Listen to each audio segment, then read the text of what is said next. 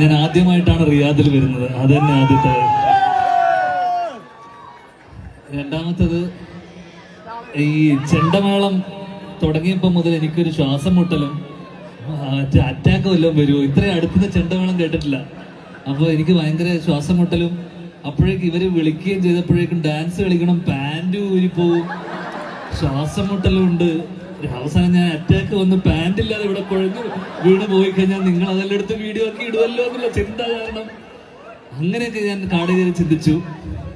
എന്തായാലും ചിലപ്പോ ആ ഫോണും വെച്ചിട്ടാ പറയണത് അതൊക്കെ.